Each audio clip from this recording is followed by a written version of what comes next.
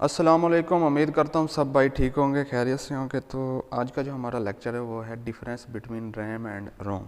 हमने पिछले मज़ीद लेक्चरों में मेमोरी के बारे में ही पढ़ रहे हैं और कंप्यूटर की कुछ हमने जो है स्टार्ट का पढ़ा था कि कंप्यूटर की जो है ना बेसिक से हमने थोड़ा सा स्टार्ट किया था, क्योंकि हमारे जो लेक्चर स्टार्ट हो रहे हैं ना, मैं कोशिश कर रहा हूँ बेसिक से स्टार्ट करवाऊँ आपको, बेसिक से ले के एंड तक। इंशाल्लाह हम बेसिक से मुराद ये है कि पूरा कंप्यूटर पहले सीखेंगे, उसके बाद हम लैंग्वेज पे आएंगे।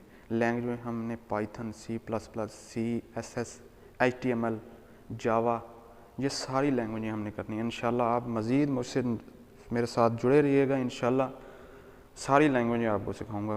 पहले हमने ना, क्योंकि आपको पता है कई भाई हैं जिनको जो न्यू इस चैनल पे आए हैं, जिनको नहीं पता अभी कि कंप्यूटर क्या होता है, तो हम डायरेक्ट की, अगर मेरा जो मिशन था ना इस चैनल को बनाने का, वो सिर्फ लैंग्वेज के बारे में था। लेकिन मैंने ये सोचा कि यार अगर डायरेक्ट ही मैं लैंग्वेज आपको बता दूँ ना तो आपको प्रॉब्लम होगी, क्यों ना पहले हम इसका इंट्रोडक्शन करेंगे कंप्यूटर होता क्या, क्योंकि जो नए भाई हैं उनको इस चीज़ की ज़रूरत है।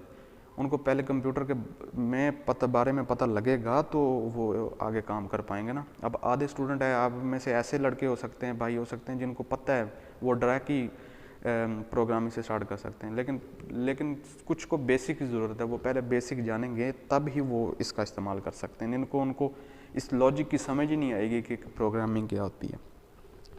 तो आज का लेक्चर स्टार्ट करते हैं हम difference between RAM and ROM. RAM और रोम में क्या फ़र्क है। मैंने आपको पिछले लेक्चर्स में भी बताया था कि रैम जो स्टैंड फॉर करती है रैंडम एक्सेस मेमोरी, और रोम क्या है, रीड ओनली मेमोरी। आगे हमने पढ़ना है रैम डाटा इज़ वोलेटाइल। अच्छा, अब वोलेटाइल का क्या मतलब होता है। अच्छा, RAM data is volatile, volatile से मुराद ये है कि रैम जो होती है ना, अगर आप काम कर रहे हो अपने कंप्यूटर में, आपका काम चल रहा है, आप स्टोरेज का कोई काम कर रहे हो और काम करते करते ही लाइट चले गई है, तो वो वोलेटाइल का मतलब ये है कि वो आपका डाटा जो है ना सारा ख़त्म हो गया, वो आपका कोई काम का नहीं रह गया। रोम जो होती है ये नॉन वोलेटाइल होती है, मतलब भी अगर आपकी बिजली चले जाती है, आपका सीपीयू बंद हो जाता है, लैपटॉप बंद हो जाता है, तो डाटा आपका वेस्ट नहीं जाएगा, ये काम करेगा।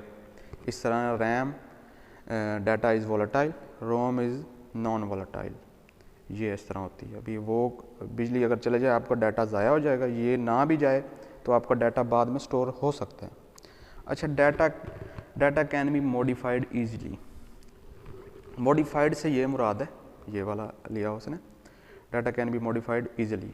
इससे मुराद ये है कि इसमें आप डाटा को इरेज भी कर सकते हो, उसको आगे पीछे छोटा मोटा जो भी चेंजिंग्स हैं वो सारी मॉडिफाइड अपनी तरफ से कर सकते हो, उसमें चेंजिंग्स ला सकते हो डाटा में।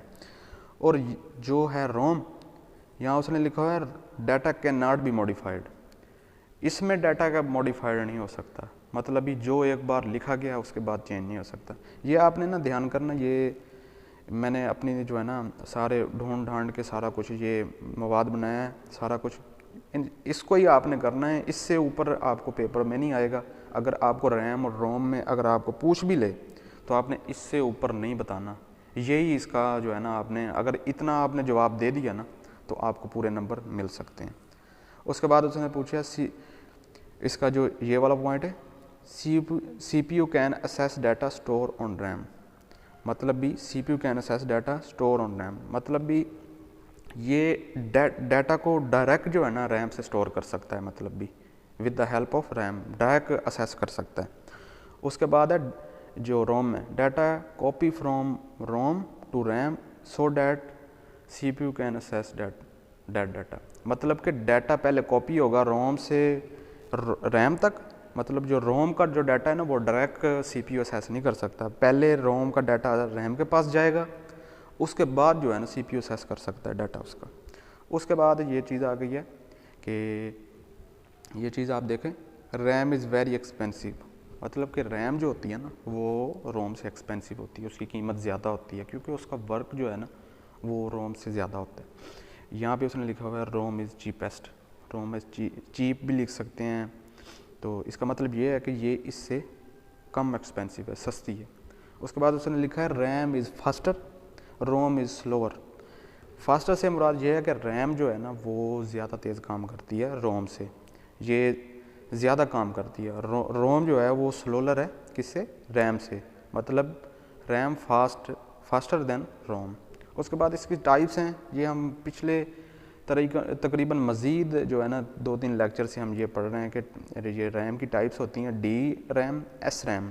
इसके बारे में इंशाल्लाह हम ना अगले जो लेक्चर आएंगे मैं आपको तफसील से पढ़ाऊँगा, लेकिन आपने ये याद ज़रूर रखनी है। ये बार बार इसलिए याद करवा रहे हैं क्योंकि अक्सर वो रैम पूछ के नीचे उसकी टाइप्स पूछ लेता है, ज़रूरी नहीं है कि वो आप पूछे भी इसको एक्सप्लेन करो, इसलिए आपको याद दहानी के लिए ना आपको पता लग जाए कि डी रैम, एस रैम ये हैं रैम की टाइप्स हैं, और रोम की टाइप्स हैं P ROM, E P ROM, और एक और भी थी ई ई पी रोम, वो सारी इसकी टाइप्स हैं। ये आपको याद करनी चाहिए। चलो आप अभी आपको भी इसकी तफसील नहीं पढ़ाई, लेकिन आप ये इसका फ़ायदा हो सकता है कि आपको अगर पूछे रैम की तारीफ़ करें और आप उसकी तारीफ़ करके नीचे टाइप्स लिख दें तो आपको पूरे नंबर मिल सकते हैं।